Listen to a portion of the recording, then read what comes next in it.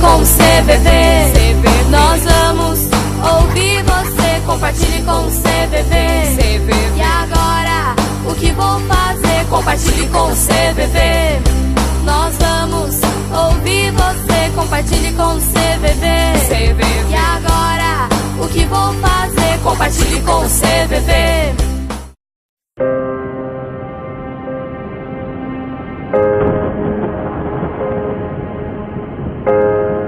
DirectBeats.com.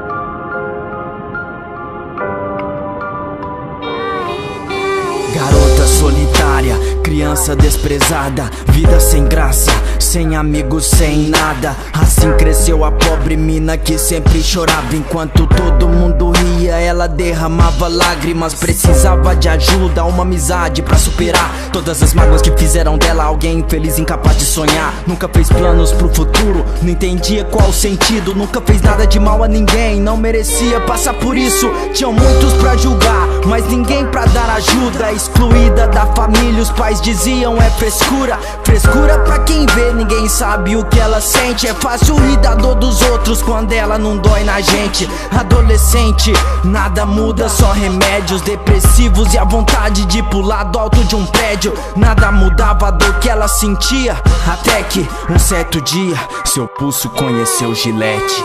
Não, larga isso aí, você não tá sozinha, me escute, eu tô aqui pra te ajudar. Você não pode desistir, nada de morte, tu é forte, eu quero te ver sorrir. Não, larga isso aí, você não tá sozinha, me escute, eu tô aqui pra te ajudar. Você não pode desistir, vai melhorar, basta confiar em mim.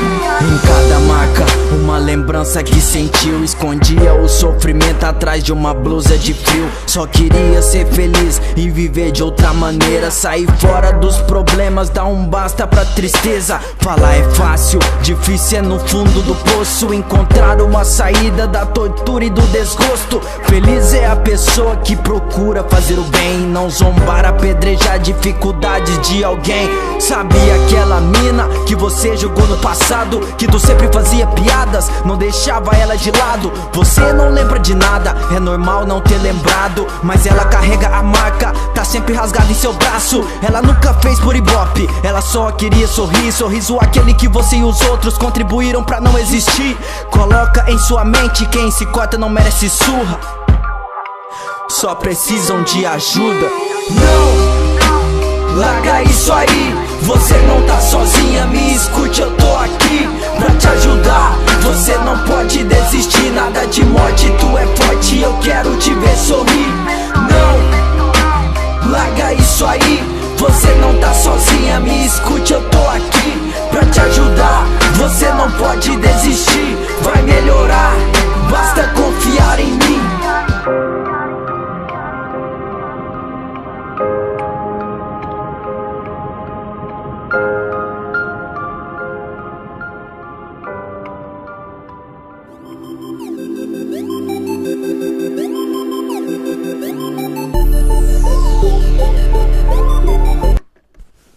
TV Com Sorocaba, canal 7 da NET. Estamos iniciando mais um programa Compartilhe com o CVV. No programa de hoje vamos falar de automutilação, pós-venção com forma de prevenção. Está conosco para desenvolver este tema Carlos Aragão Neto. O currículo dele é extenso, mas vamos resumir, senão passaríamos o programa anunciando. Ele é psicólogo clínico com especialização em tanatologia, mestre em antropologia com o tema tentativa de suicídio, doutorando em psicologia clínica e cultura com o tema relação em automutilação e comportamento suicida. Ele é membro da Associação Brasileira para Estudos e Prevenção do Suicídio, da Associação Internacional de Prevenção do Suicídio e a Associação Internacional para Estudo de Automutilação. Também está conosco Jô Santos, Ela é voluntária do CVV em Sorocaba, produtora e diretora do Compartilhe com o CVV, hoje conosco aqui na bancada. O nosso programa começa com um preceito.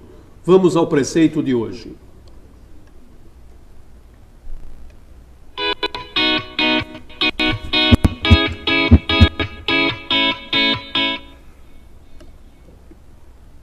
Para tornar-se voluntário, é preciso participar de um curso de seleção.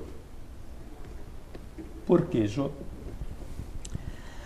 Boa tarde a todos os nossos telespectadores e parceiros internautas que estão sempre conosco. Mais uma vez a gente vai falar sobre esse preceito. Falamos sobre ele a semana passada, mas a gente está reforçando porque nós estamos caminhando para outubro e nós iniciaremos nosso último programa de seleção de voluntários no mês de outubro, aliás, no dia 6 de outubro. E ser voluntário é aquele desejo que a gente tem de ser útil.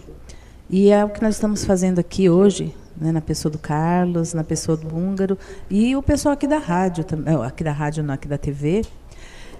E a gente convida todos os nossos parceiros que estão nos assistindo para vir fazer parte do nosso corpo voluntariado. Então, assim, quem tem o desejo de servir, para se sentir útil, venha fazer parte do nosso corpo de voluntários do CVV a partir do dia 6 de outubro. Você pode mandar um e-mail entrando no nosso site, cvv.org.br, e informa que você é de Sorocaba e que deseja fazer parte do nosso corpo de voluntariado. Vai ser muito bem-vindo, né, Húngaro?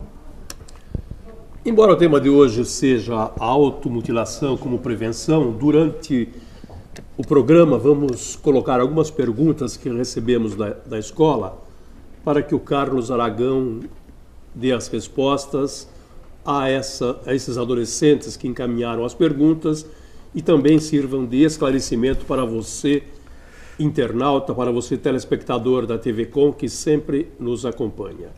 É bom lembrar, Húngaro, que essas perguntas foram feitas pelos adolescentes da Escola Estadual Júlio Prestes de Albuquerque, o Estadão, aqui de Sorocaba, todo mundo conhece.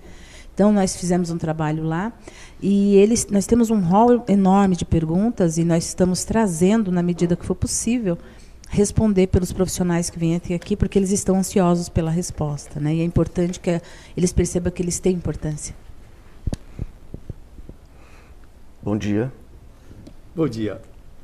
O que é automutilação, para começarmos a falar sobre o tema? Bom, em primeiro lugar, eu queria muito agradecer ao CVV Sorocaba pelo convite e fazer logo um esclarecimento em relação ao título, né, do programa, ao tema do programa, para que as pessoas possam entender. Aí nós estamos falando de duas coisas separadas, né? Ou seja, nós vamos falar sobre automutilação e a repercussão disso no meio dos jovens e das famílias e das escolas brasileiras. E quando nós falamos de pós-venção como fator de prevenção ou como aspecto de prevenção, a gente está falando dentro do comportamento suicida, né?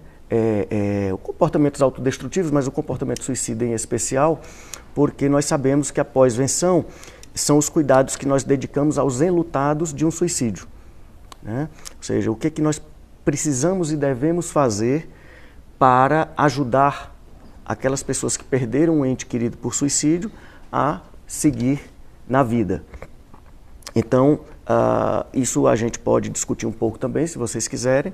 Mas voltando para a sua pergunta inicial, automutilação é um termo que é usado, internacionalmente se usam outros termos, e a gente poderia também chamar de autolesão. É um comportamento no qual a pessoa causa um dano, né, uma lesão no próprio corpo, com outras intenções que não seja a intenção de causar a própria morte. Porque quando há a intenção de causar a própria morte, aí a gente sai do que nós chamamos de autolesão ou de automutilação para tentativa de suicídio. É importante fazer essa diferenciação. Tanto que aqui no Brasil eu estou trabalhando com o termo autolesão sem intenção suicida. Internacionalmente existe isso, a autolesão sem intenção suicida, e a gente está traduzindo isso para o português para ficar mais fácil. Então é isso, eu causo um dano no meu corpo, sem a intenção de causar a minha morte. E tem um outro detalhe nesse conceito, que é, isso não é validado socialmente. O que eu quero dizer com isso? Isso é diferente, por exemplo, da pessoa que se tatua, da pessoa que coloca piercing. Isso são atitudes, comportamentos que você pode até achar um pouco estranho, etc., de repente não gostar daquilo, mas isso é aceito socialmente. No caso da autolesão ou da automutilação que nós estamos tratando aqui, a sociedade não valida esse comportamento. Embora haja essa distinção, como você destacou, aquele que faz a autolesão pode estar no caminho da tentativa do suicídio? Pode sim. Esse, na verdade, é o meu foco de estudos nesse momento, porque nós sabemos que uma parte, não todos, mas uma parte, uma parcela desses jovens, eu falo jovens porque a prevalência desse comportamento é majoritariamente entre a pré-adolescência e o adulto jovem. Portanto, isso não quer dizer que as crianças ou que adultos e às vezes até idosos não pratiquem ou não tenham episódios de automutilação, mas a prevalência realmente maior, tanto no Brasil como fora do Brasil, é ali naquela faixa de 10, 12 anos até os 25, 30 anos. Bom, o que acontece? Quando nós temos esse tipo de comportamento, isso mexe com todo o contexto no qual esse jovem está envolvido. Isso mexe na família, mexe na escola, na comunidade, na igreja, de repente no grupo que ele faz parte. Então, é importante que as pessoas entendam que esse comportamento, ele não tem a intenção de causar a morte, mas se ele não for cuidado, aí respondendo diretamente a sua pergunta, se essa pessoa não for acolhida, são pessoas que estão em sofrimento. Eu não conheço e nem quero imaginar que alguém vai sair, como muitas vezes o senso comum fala, do nada e vai cortar a própria pele. Eu falo do corte porque, mais uma vez, o corte não é a única forma, o único método de automutilação entre jovens, mas é o mais prevalente, tanto também no Brasil como internacionalmente. Eu diria para vocês que na minha prática clínica, 95% dos casos que eu já vi vieram com cortes, né? Mas há pessoas que se queimam, que se arranham, que se beliscam até sangrar, por exemplo, e em casos muito agudos, de crises psicóticas agudas, isso pode chegar ao ponto de uma amputação de membro, de quebra de osso, né? Mas isso, claro, em casos muito, muito mais graves. O corte realmente é o mais prevalente. Parte desses garotos ou garotas, se não forem acolhidos no seu sofrimento, nas suas dificuldades, coisa que o CVV faz muito bem, e não forem tratados, porque via de regra essas pessoas precisam de tratamento psiquiátrico e psicológico, via de regra essa combinação, fora a rede de apoio, a rede de suporte social, que aí envolve, né, as instituições que trabalham com isso, como o CVV, família, amigos, igreja, comunidade, etc., né? Isso é o ideal. Mas nesses casos, a recomendação é que os pais procurem, as escolas procurem profissionais de saúde, de preferência especializados ou que tenham alguma condição de ter um bom manejo clínico com esse tipo de demanda. E uma parte deles, se não for feito isso, caminhará para o comportamento suicida. Então, comportamento suicida e comportamento autolesivo não são dissociados.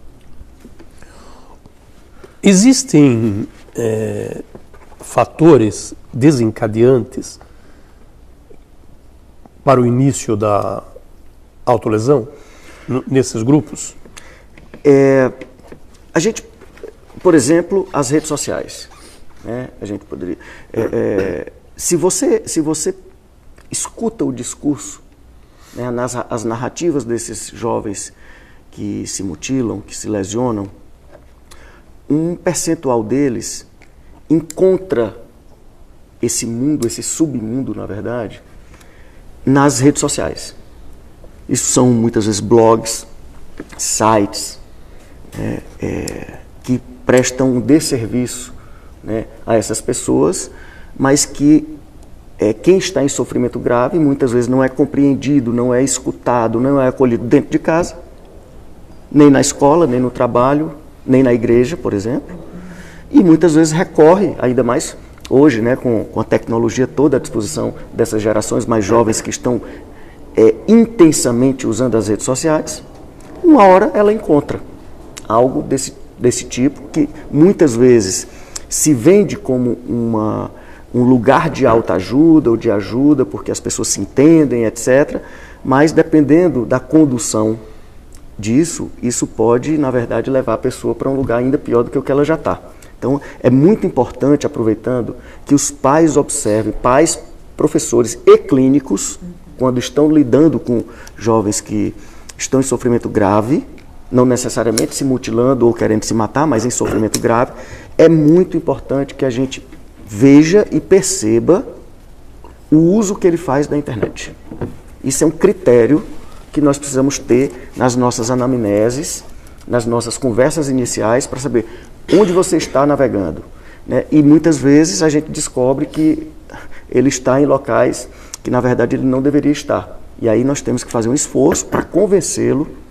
Isso não é com violência, não é com arrogância, não é com clichê, é com um trabalho realmente de convencimento para que eles possam usar a internet a favor deles e as redes sociais a favor deles e não contra. Então, esses são pontos. O sofrimento grave, né, se a gente pudesse falar de fatores de risco, aí vai tanto para o comportamento autolesivo como o comportamento suicida. Você pode pegar, por exemplo, as violências na infância, sofridas na infância. Então, se você pegar violência sexual, física e violência psicológica, né, você vai ver que são importantes fatores de risco para sofrimento grave na adolescência, na idade adulta, etc. Se você pega também nessa população jovem, e aí muito voltado para o ambiente escolar, a questão do bullying e do cyberbullying. Né? O cyberbullying é o bullying praticado via rede social. O que é ainda mais perverso, porque a pessoa não tem paz em momento nenhum.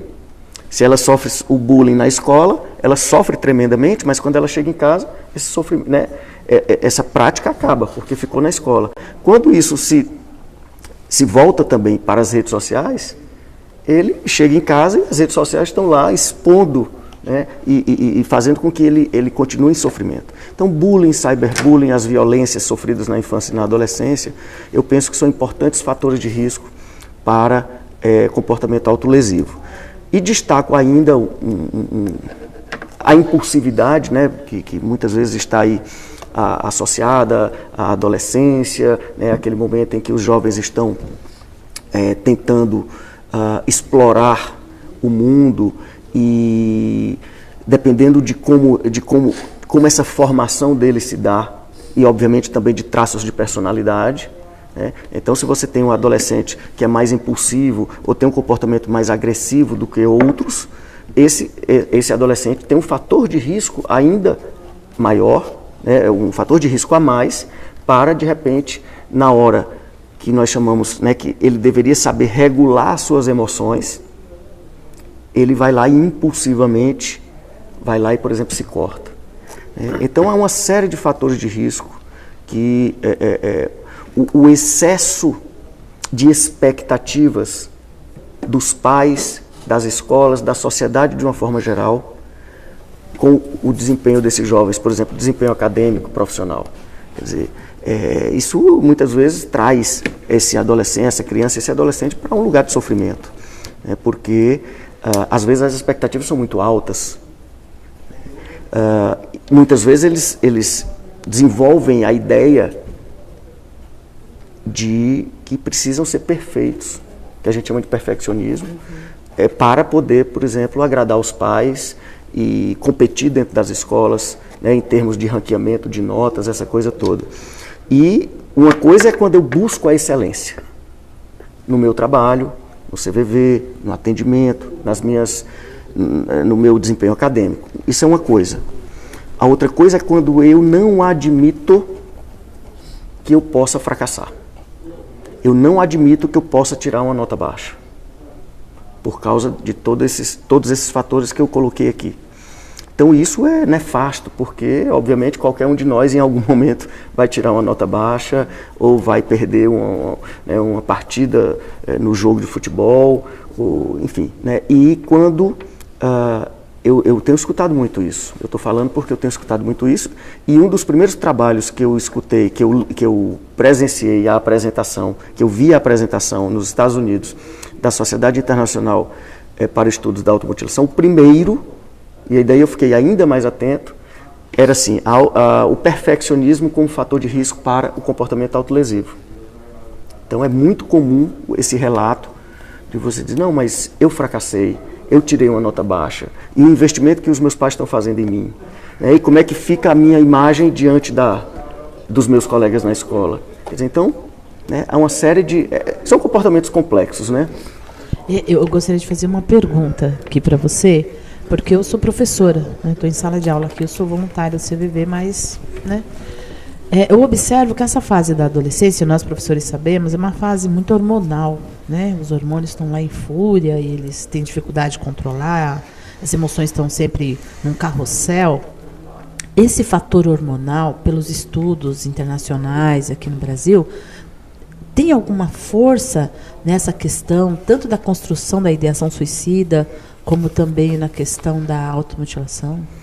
Pode ter, pode ter. Eu, muitas vezes, sugiro, quando eu percebo alguma oscilação muito intensa nas suas emoções, nos seus afetos, eu sugiro sempre que essa pessoa procure um médico, seu clínico geral, se for mulher, sua ginecologista, etc., mesmo que seja adolescente, para que a gente tenha essa garantia, digamos, entre aspas, de que as taxas estão em ordem. Porque, obviamente, se elas não estão, como você está dizendo, e na adolescência realmente é um período pródigo nessa questão, né, dos distúrbios hormonais e tal, obviamente que isso vai dificultar até mesmo o funcionamento da terapia, né, se ele está tomando algum medicamento, ou seja, tudo que está em volta do plano terapêutico dessa pessoa está comprometido porque tem coisas internas, orgânicas, químicas, etc., que não estão em ordem. Então é muito importante que seja visto essa questão, e sem dúvida alguma, quando isso não está razoavelmente ajustado, regulado, isso vira um fator de risco para uma série de comportamentos, impulsivos, agressivos, etc., as oscilações muito intensas de humor, né? Então é muito importante que o médico veja isso, né? Quando você tem pessoas, por exemplo, com transtorno de personalidade borderline, que é um dos transtornos mentais mais associados à automutilação, comportamento autolesivo, então são pessoas que têm um limiar muito pequeno para lidar com as decepções, com as frustrações, com as dificuldades, muitas vezes. Então, isso precisa de um bom diagnóstico psiquiátrico, porque isso precisa, mais uma vez, ser organizado, ser ajustado, para que as outras questões, como a psicoterapia, os estudos, quer dizer, isso tudo possa surtir o efeito desejado, né? Também com a combinação, muitas vezes, com o tratamento medicamentoso e a questão hormonal que pode estar envolvida. Então, não tenha dúvida que é um ponto importante, e eu recomendo que tanto professores como pais ou colegas que percebam esse desajuste, ou esse desequilíbrio, né, no comportamento da pessoa, com grandes oscilações de humor, etc., que recomendem a ela que faça uma boa consulta, né, para ver se precisa de algum ajuste. Carlos, nós temos visto ao longo de todos os programas que temos apresentado aqui, falando sobre suicídio, sobre os sinais de alerta que as pessoas que pensam no suicídio transmitem. No caso da autolesão, existem esses sinais de alertas para que a comunidade, os amigos, os próprios pais possam perceber? Eu vou voltar um pouco para falar dos sinais que podem servir para nos orientar em relação a uma pessoa que está em sofrimento. Porque a pessoa que entra em sofrimento grave, ela está em risco para comportamento autolesivo e para comportamento suicida, ou para os dois, né, no sentido de estarem associados. Ou seja, é aquela pessoa que está se mutilando e, ao mesmo tempo, pensando em se matar, o que não é raro. Então, podemos imaginar, para depois tentar buscar um ou outro sinal mais específico do comportamento autolesivo.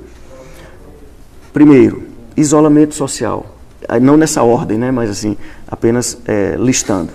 O isolamento social. De repente você vê um aluno, ou seu filho, todo sábado ia jogar bola com os amigos e já tem um mês que ele não vai. Sem nenhum motivo aparente. Ou descia na escola, ele descia todo intervalo para jogar bola, ou para lanchar, ou para conversar, e agora fica isolado na sala de aula. E alguém percebe isso.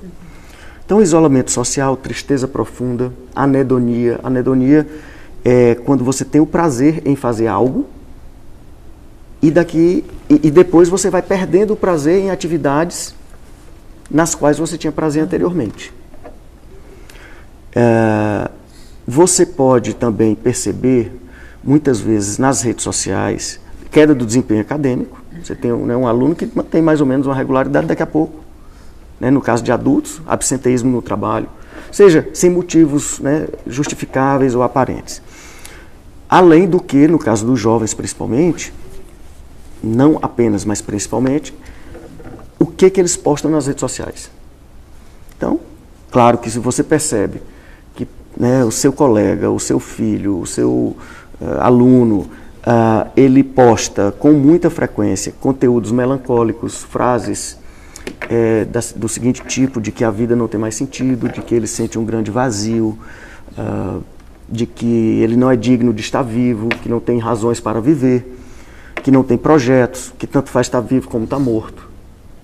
Ou seja, isso não quer dizer necessariamente, é bom que se diga, porque nesses comportamentos complexos nós não devemos estabelecer causa e efeito, porque eu fiz isso, eu vou fazer aquilo. Sim. Nós estamos falando de sinais de alerta, de comportamentos que podem, de atitudes que podem sinalizar que alguém está em sofrimento. Talvez em sofrimento grave e talvez já com comportamento autolesivo e comportamento suicida. Ou seja, independente da gente saber se essa pessoa já está se cortando, por exemplo, ou já está querendo tirar a própria vida, o fato é que ao menor sinal de sofrimento, nós precisamos e devemos oferecer os nossos ouvidos, o nosso ombro, o nosso colo, ou seja, a nossa ajuda. Porque é melhor não pagar para ver. É melhor não pagar para ver. Se por acaso for algo do tipo, como muitas vezes a gente escuta no senso comum, só quer chamar a atenção, é frescura, aliás, a música inicial falava disso, isso acontece dentro de casa, isso é coisa de criança, de adolescente, esse menino não é preguiçoso, etc, etc, e muitas vezes o garoto já está com sintomas depressivos, por exemplo. Então é melhor não pagar para ver. Ao menor sinal, é bom que a gente acolha essa pessoa e vamos ver se aquilo que nós podemos dedicar e dispor é o suficiente para ajudá-la. Porque muitas vezes não escutam, e nós sabemos disso no CVV, é o primeiro passo para se vincular e para criar essa relação mais empática. Mas muitas vezes não é o suficiente. Às vezes precisa do psiquiatra, sim, do psicólogo. Então é importante que a gente perceba também as nossas limitações, dependendo da atuação, em que lugar como ator social nós estamos, para que a gente possa pedir a ajuda adequada para que essa pessoa tenha cada vez mais chance de ficar bem. Quanto à questão, para fechar, do comportamento autolesivo, um dos sinais que a gente percebe hoje muito claramente são os meninos e meninas que usam as roupas longas, casacos, camisas de manga longa, etc. Meninas que usam muitos adereços nos braços, e isso, às vezes, está vindo em função de esconder as lesões, as marcas das lesões. Eu gostaria de fazer aqui uma observação, e vou falar com os pais aqui, porque eu sou professora e os pais também, são professores. Nós temos na nossa escola 3.000 alunos. Então, nós estamos observando que eles estão modificando o comportamento no local onde estão fazendo a automutilação. Porque quando eles fazem aqui no braço, Nós, né, vamos lá bem diretivamente, bem diferentemente do CVV, a gente vai lá e levanta a manga, o que tem aí? O que está acontecendo com você? Então a gente tem interesse, demonstra um interesse genuíno pelo que a pessoa está vivendo. Só que eles perceberam que nós estamos fazendo isso. E agora eles estão buscando outros lugares do corpo, outras partes, para fazer essa mutilação e que a gente não tem acesso, né? Então, numa escola, você não pode falar para a pessoa, tire a roupa. Né? Nós temos toda uma questão legal para isso. Mas então, a gente pensa assim, pais, né? Olhem seus filhos, né? O húngaro tem uma frase que ele fala muito, e é muito verdadeira, que os pais antes perdiam os filhos para as ruas. E hoje, pais, nós estamos perdendo os nossos filhos para os quartos. O que está acontecendo naquele quarto? Né? O que ele está fazendo lá? Está sozinho? Por que ele está sozinho tanto tempo? Então, essa é uma questão que nós temos na escola, porque nós vemos hoje, no universo com 3.000 pessoas, na hora do intervalo tem 1.200, e você vê pessoas sozinhas. É muito estranho isso, né? Então, acho que é um sinal de doença social em que a gente tem que começar a parar para olhar. Também, Bom, primeira coisa, Ju, é que, de fato, se a gente pudesse falar de um padrão, que eu não gosto muito de falar isso, porque as coisas são complexas, esses comportamentos são complexos, isso pode variar muito. Mas, via de regra, os cortes começam aqui na região do antebraço. Sim.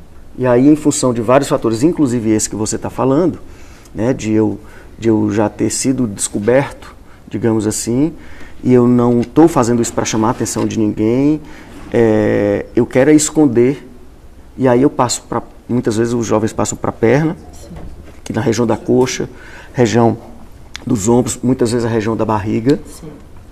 Então, de fato, isso ocorre. Quanto à questão do isolamento, ou do isolamento não físico, mas por causa da falta de interação em função da tecnologia, isso é um negócio seríssimo, na minha opinião. Ou seja, você, como disse, tem 1.200 pessoas no intervalo, e a gente tem uma boa parcela dessas pessoas, cada uma envolvida no seu próprio mundo digital, sem a interação realmente mais direta. Bom, pode ser que para uns não faça tanta falta, mas para outros pode ser que um dia faça falta. Então, muitas vezes a gente recebe adolescentes e eles não sabem se comunicar presencialmente, porque a vida dele toda foi em função da comunicação através das mídias digitais, né? Então, quem sou eu para ser crítico disso, no sentido de demonizar a tecnologia? Ao contrário, eu também sou hoje quase um dependente dela, mas nós estamos falando de excesso, né, de excesso. E a questão do quarto, a propósito, sempre lembro de um grande amigo que é um dos maiores pesquisadores de bullying e cyberbullying do Brasil, que é o professor Hugo Monteiro Ferreira. Ele é da Universidade Federal Rural de Pernambuco. Ele lançou agora, deve estar saindo aí nesses dias, um livro chamado A Geração do Quarto, né, que eu recomendo já de imediato. O Hugo, além de ser um grande pesquisador de sofrimento na infância e na adolescência, ele também é um escritor para a juventude, tem vários livros lançados para crianças e adolescentes. Então, esse livro, A Geração do Quarto, eu tenho muita proximidade com ele hoje, a gente desenvolve trabalho juntos, e eu não tenho dúvida que vai mostrar ainda com mais clareza como é que essa geração está se formando com a ausência ou a negligência dos pais, e enfiados, né, os meninos e meninas enfiados quase que exclusivamente dentro dos quartos, e cada um no seu mundo digital. Bom, claro que isso é causa e efeito, porque isso vai acontecer, o meu filho vai fazer isso, aquilo, não. Mas, à medida em que ele está completamente isolado, né, pode ser que o conteúdo, por exemplo, daí eu falei da história de a gente saber qual é o uso que ele faz da internet, ainda mais se for criança, né, o que ele está fazendo, né? E muitas vezes os pais ainda dão um celular potente com acesso ao mundo para uma criança, né? Então, como é que nós vamos regular? Como é que nós vamos controlar isso? Vamos a um rápido intervalo e voltamos em seguida com Carlos Aragão Neto respondendo perguntas que recebemos da escola. Compartilhe com o CVV, volta já já. E agora, o que vou fazer? Compartilhe com o CVV. E agora, programa para debater e discutir assuntos importantes relacionados ao equilíbrio emocional, social e pessoal e à prevenção do suicídio. Queremos buscar a conscientização de que falar é a melhor solução. Programa Compartilhe com o CVV, todas as quintas-feiras, às 6 horas da tarde, na TV Com Sorocaba, canal 7 da NET. Tá com a agenda em mãos ou você é do tipo que prefere anotar tudo no celular? Seja como for, guarde este número, 188. O CVV, Centro de Valorização da Vida, agora tem novo número em São Paulo. Se você precisa conversar e não tem com quem, ligue 188 e receba apoio emocional. De orelhão, celular ou telefone fixo, a ligação é gratuita. Um dos maiores anunciantes da TV brasileira é o governo federal. Em 2015, empresas públicas como a Caixa Econômica, Banco do Brasil e Petrobras juntas investiram 4 bilhões e 200 milhões de reais em propaganda televisiva. Essas instituições ultrapassaram os investimentos de grupos comerciais fortes, como Coca-Cola, Nestlé, Volkswagen e também os 2 maiores bancos privados do país, Itaú e Bradesco. O anúncio do poder público devido à origem dos recursos não pode seguir a mesma lógica das corporações privadas, mas sim promover a regionalização das ações de comunicação. Por isso, parecer de 2009 da Advocacia Geral da União autoriza o governo federal a veicular publicidades institucionais nos canais comunitários.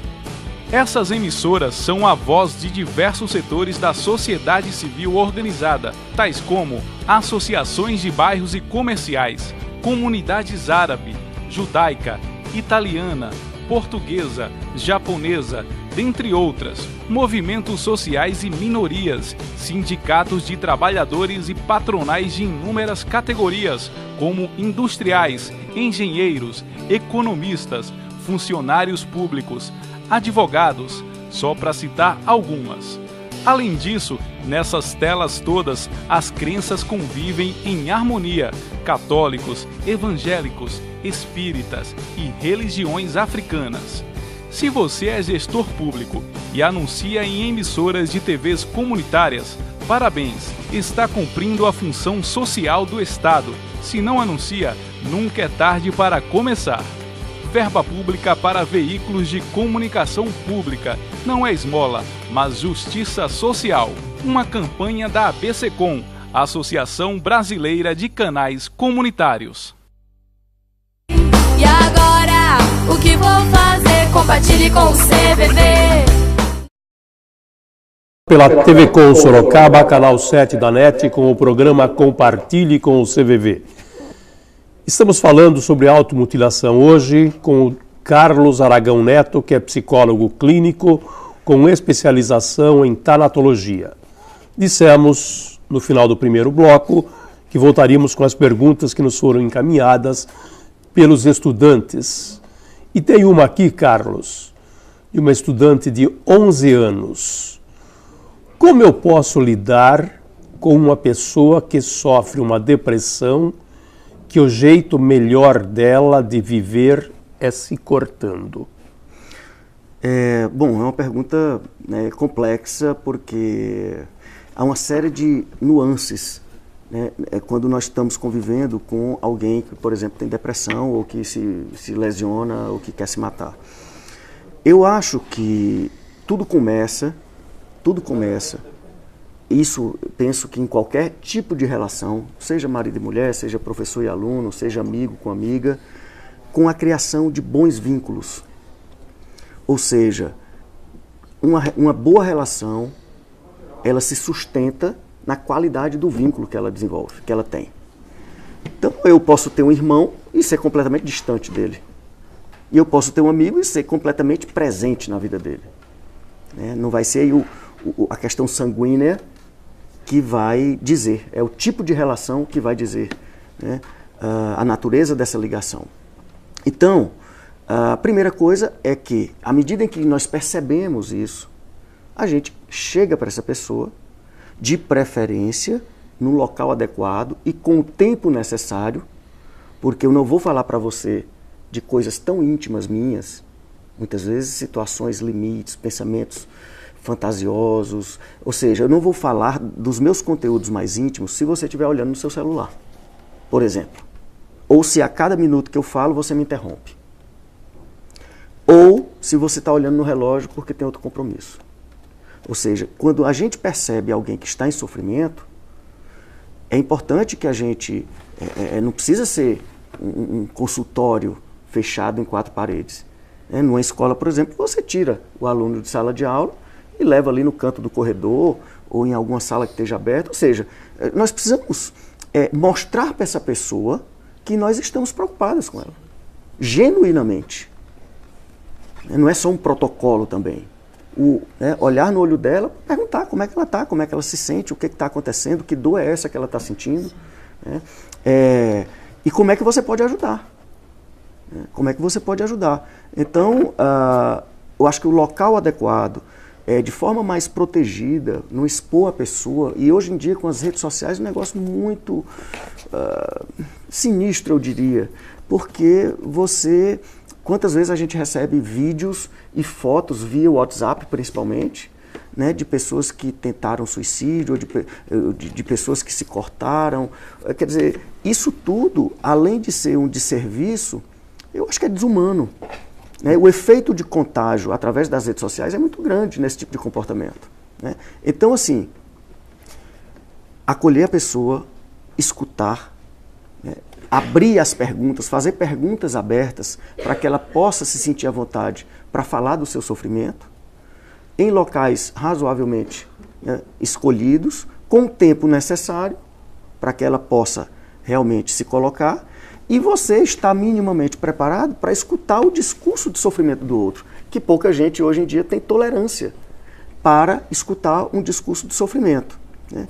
Então, a partir daí, a partir do discurso dessa pessoa, da narrativa dela, provavelmente você vai ter vários elementos para poder trabalhar. Saber se você vai dar conta daquilo sozinho, se você vai ter que pedir ajuda externa, né, e poder ajudá-lo. Eu creio até que você já respondeu essa pergunta agora, mas eu quero, se você acrescenta alguma coisa em função da pessoa de 15 anos. Atenção, telespectador, que a própria pergunta já é um brado de alerta. O que fazer quando você está com depressão, mas seus pais não te ajudam a superar isto? Bom, eu acho que isso é importante mesmo. Agora, é bom que se faça um comentário sobre a questão da depressão. O termo depressão também caiu, muitas vezes, no senso comum, e às vezes as pessoas confundem o que é, por exemplo, tristeza profunda, né, humor deprimido, que é aquilo que todos nós temos um dia, que a gente não quer sair de casa, passa 2, 3 dias mal, etc., e depois a gente volta ao normal, e o que é a depressão clínica. Então, isso precisa ser, inclusive para a pessoa que fez a primeira pergunta também, mas tudo que se refere à depressão, é importante que seja feito um diagnóstico no consultório médico. Ainda que o psicólogo atenda com muita frequência pessoas deprimidas, que entenda disso também, mas eu, pelo menos, recomendo que esse diagnóstico seja fechado por um psiquiatra no seu consultório. Né? Porque há uma série de critérios diagnósticos que precisam ser observados. O cara passou 2 dias em casa, ele está com depressão, não sei. Isso pode ser um sinal.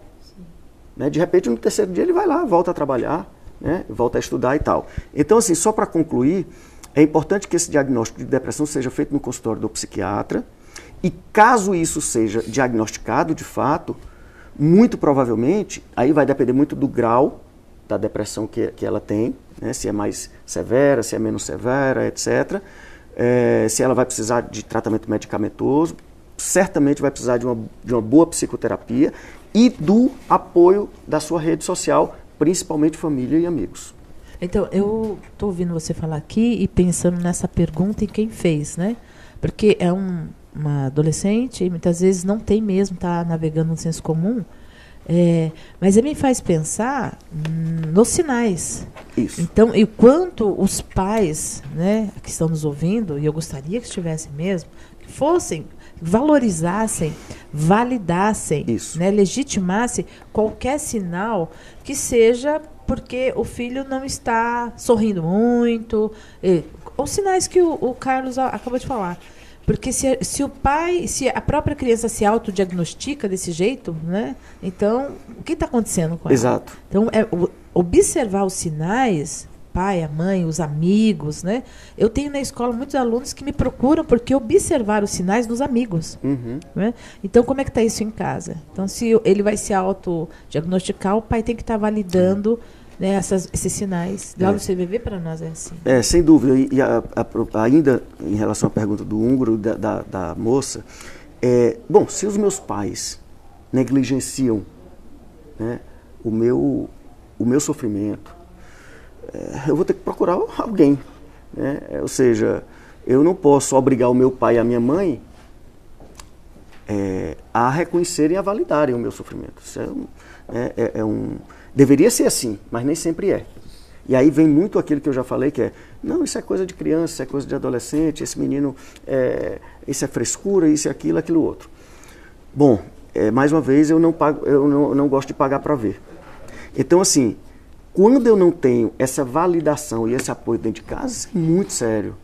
É muito sério, porque são as pessoas que são as suas referências, as principais, ou deveriam ser, as principais referências. No caso, pai, mãe, ou cuidadores imediatos, etc. Por isso mesmo, que muitas vezes eles chegam no consultório do psicólogo e do psiquiatra, eu já escutei isso algumas vezes, com o seguinte discurso: Doutor Carlos, eu já tentei a minha família, eu já tentei os meus amigos, se for adulto, eu já conversei com os meus colegas de trabalho, se for adolescente, criança, eu já, na escola, eu já falei com um professor meu, se for alguém que tem alguma fé, participe de alguma igreja, eu já tive com o meu pastor, com o meu padre, ou etc., e ninguém me escutou. Então, gradativamente, gradualmente, essa pessoa vai desacreditando nas pessoas e nas instituições. Aí chegam muitas vezes para o profissional de saúde para dizer: e agora? Só tem você.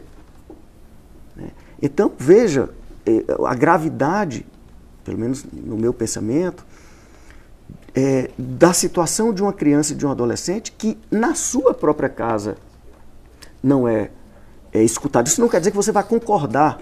Tem uma diferença muito grande. Sim. Né? Eu concordar com o que ele está fazendo, eu gostar do que ele está fazendo. Não, isso é outra história. Né? Mas, ao menor sinal de sofrimento, de distanciamento do meu filho, ou, né, da pessoa que está ao meu lado, eu deveria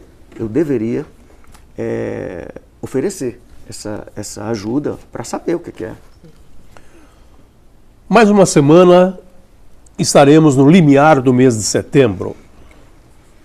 Setembro nos lembra a campanha Setembro Amarelo. Sorocaba terá uma série de eventos na campanha do Setembro Amarelo, que é coordenado pela Jo, e que gradualmente nós iremos divulgar aqui no programa. Qual que é o primeiro evento do Setembro Amarelo, Jo? Olha, o nosso primeiro evento é o primeiro evento no Brasil, inclusive porque eu descobri que nunca foi feita uma caminhada a favor da valorização dos sentimentos. Então, para nós no CVV isso é tão importante, que a gente vai chamar a sociedade sorocabana para falar sobre isso, para pensar o sentimento do outro, para escutar o sentimento do outro. Falando aqui, levando em consideração o que o Carlos está colocando, essa questão de valorizar, levar seu filho, seu amigo, para ir caminhar conosco no dia 2 de setembro, dar valor ao que ele sente. É uma forma da gente criar uma situação para falar sobre o assunto, porque muitas vezes é difícil falar sobre aquilo que se sente, porque nós temos medo de sermos julgados e não acolhidos. Então, essa nossa caminhada tem como ponto-chave criar um espaço para as pessoas falarem sobre aquilo que sentem, né? E que é extremamente humano, é humano sentir. Então, nós temos que continuar com a nossa humanidade, que é escutar aquele que sente, né? Quando está em desconforto emocional. E é isso que a gente vai fazer. Muito importante, então a gente convida toda a população sorocabana, de região, né? São 40 cidades no entorno, venha caminhar conosco. Nós vamos sair da Praça Frei Baraúna, 9 da manhã, e estaremos lá fazendo o aquecimento, o alongamento para fazer a caminhada.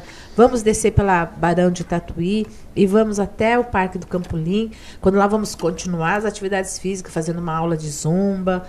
Ou seja, depois vai para casa, vai almoçar, tem lugares para almoçar ali por perto, mas a família está junta. Então é a hora, nessa caminhada, de caminhar falando sobre os sentimentos. Então somos todos convidados a participar desse primeiro evento. Nós teremos uma série deles ao longo do mês de setembro.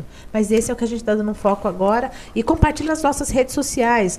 Nós estamos organizando o evento na nossa página do Facebook. Compartilha, convida as pessoas e vamos nos encontrar lá para falar daquilo que a gente sente, né? Não, doutor Aragão? Sinta-se convidado a participar dessa caminhada. Reforçando, dia 2 de setembro, saindo da Praça Frei Baraúna. Se você quiser participar dessa caminhada com a camiseta alusiva, entre em contato com a nossa produção pelo WhatsApp 15 99182 6090. Carlos Aragão Neto, um privilégio tê-lo aqui. Em televisão, o tempo sempre conspira contra nós. É verdade. Não conseguimos exaurir os temas a que nos propomos. Ainda bem que podemos reforçar o convite para que volte. Bom, eu quero agradecer muito, né, o convite de vocês. Para mim é uma honra estar aqui, uma honra poder ser parceiro do CVV. Não sou mais voluntário, mas estou sempre muito próximo das atividades do CVV. E vi aqui a Sorocaba, cidade que eu gosto muito, tenho alguns amigos aqui. Mas eu quero só pegar o ponto colocado pelo Ju. Primeiro, dar os parabéns pela iniciativa de fazer uma caminhada para se juntar à família e falar de sentimentos. Afinal de contas, de fato você tem razão, muita gente tem dificuldade de falar sobre os seus afetos, as suas emoções, os seus sentimentos. E mais, num caso ainda mais grave ou preocupante, aquelas pessoas que não sabem sequer o que sentem. Ou seja, às vezes eu sei o que eu sinto e eu, por estigma, por medo, por vergonha, por tabu, eu não falo. Ou porque não tem ninguém para me escutar também. Às vezes eu não sei o que eu sinto. Quantas vezes eu escuto isso na clínica? Ou seja, o que você está sentindo agora? A pessoa para e não sabe.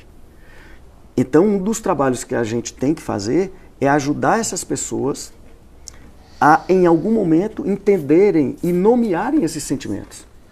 Uma coisa é raiva, outra coisa é ira, outra coisa é culpa, os afetos intoleráveis. E, à medida em que eu não consigo dar nomes e entender os meus sentimentos, digamos assim, como é que eu vou tratá-los? Fica muito difícil, né? Então, parabéns. Quero mais uma vez agradecer a vocês, o Húngaro, o Jô, CVV Sorocaba, e dizer que eu estou à disposição, espero voltar também. Vamos abusar, né, Húngaro? Sem dúvida. Temos certeza de que a participação do Carlos Aragão Neto em muito contribuiu para pôr luz neste tema da automutilação. Muito obrigado mais uma vez. Quero lembrar a você, telespectador, que antecedendo a caminhada do dia 2, no dia 1º, a doutora Karina Okajima Fukumitsu estará aqui em Sorocaba, facilitando um curso sobre o manejo e comportamento suicida. Entre na nossa página, curta a nossa página e você vai participar de uma bolsa de 50% para quem curtir a nossa página até o dia 24 de 8. Visite a nossa página no Compartilhe com você, compartilhe com o CVV e participe desta bolsa que será sorteada e divulgada na nossa rede social. A palavra é sua. Bom, duas coisas que eu acho que eu não posso deixar de falar bem rápido. A primeira delas é sobre a questão da confidencialidade, quando isso envolve risco. Risco de morte, inclusive, né? Ou seja, isso não deve ser... Os pactos de confidencialidade, seja entre amigos, entre casais, ou mesmo entre terapeuta e paciente, quando você percebe, ou a pessoa diz que está pensando em tirar a própria vida, ou que mesmo comportamento autolesivo, você percebe que já está virando um fator de risco ainda maior para comportamento suicida, esse pacto deve ser rompido. Inclusive os códigos de ética da psicologia, com certeza absoluta, e creio que da medicina também, eles dão esse lastro. Então, se o seu colega na escola, o seu melhor amigo, está marcando a data para tirar a própria vida, ou está se mutilando, se cortando, e você percebe que isso é um comportamento de risco, e ele pede segredo, não é hora de segredo. Ah, mas ele vai terminar a amizade. É pouco provável. Porque depois que você oferecer essa ajuda, que você chamar algum cuidador, seja o professor da sua confiança, o diretor da escola, e quando é adulto, o cuidador principal, o parceiro principal, essa pessoa lá na frente vai reconhecer a sua atitude de cuidado. Ela não vai reconhecer como uma atitude de traição. Então é muito importante isso. Segundo, a questão, apenas como um mantra que eu repito sempre nas minhas falas, que é o seguinte: muitas vezes a gente acha que pedir ajuda, reconhecer uma limitação nossa e pedir ajuda é um sinal de fracasso, de covardia, de pequenez. E eu penso o contrário. Ou seja, a pessoa que tem o termômetro, o sensor, para na hora que a vida apresenta um fardo maior, com um peso maior do que o que ela pode segurar, e ela começa a caminhar devagar e muitas vezes para por causa do peso, é hora de pedir ajuda. É hora de pedir ajuda, e saber a hora de pedir ajuda é sinal de inteligência e de sabedoria e um grande fator de proteção. Acabamos de ouvir a importância de pedir ajuda. Acabamos de ouvir também a importância de acolher aquele que pede ajuda. Temos falado sobre isso em nossos programas, continuaremos falando e convidamos você, telespectador, para que continue assistindo e prestigiando o Compartilhe com o CVV para valorizarmos juntos a vida. Agradeço a Jo estar conosco mais uma vez. Pois é, né? Eu estou ganhando uma torcida aqui para ser apresentadora, não é não, meninos aí? Né? Estou ganhando torcida aqui, mas eu gosto de ficar do outro lado lá, porque eu gosto de ver o povo aqui brilhar, né? E vir compartilhar as coisas que sabe. Então, convido novamente nossos parceiros sorocabanos que venham valorizar a vida, caminhando a favor dos sentimentos, e até a próxima semana. Lembro a você mais uma vez da caminhada, lembro a você do curso da doutora Karina, dia 1º, a caminhada dia 2. Convido você a ouvir também o programa Compartilhe com o CVV, que é levado ao ar pela 96.4 do Macapá, todas as quartas-feiras, às 8 horas da manhã, e que fica sempre disponível no nosso canal no YouTube. Renovo o agradecimento a você, o prazer em conhecê-lo. Prazer meu. E convido você, telespectador, a estar conosco mais uma vez na próxima semana. Lembrando que o nosso programa agora vai ao ar toda quinta-feira, às 18h30. Obrigado pelo carinho da sua audiência e estejamos juntos outra vez na próxima quinta-feira. Compartilhe com o CVV, TV com Sorocaba, canal 7 da NET. Meu nome é Karina Okajima Fukumitsu, eu sou psicóloga, psicoterapeuta, pós-doutora pelo Instituto de Psicologia da USP. Eu venho realizar um convite para que você participe do meu curso que acontecerá no dia 1º de setembro, Suicídio e Manejo do Comportamento Suicida. Desde a publicação do meu primeiro livro, Suicídio Gestalt e Terapia, em 2005, me tornei militante a favor da gente descobrir novas maneiras e novas possibilidades existenciais para que a morte não seja a última e a única possibilidade. Então, espero vocês, carinhosamente, os receberei neste curso organizado por Sara Possomai.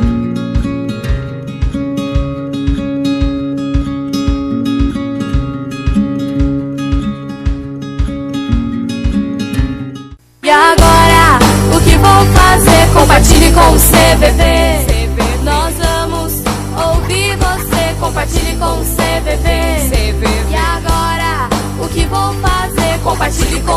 CVV.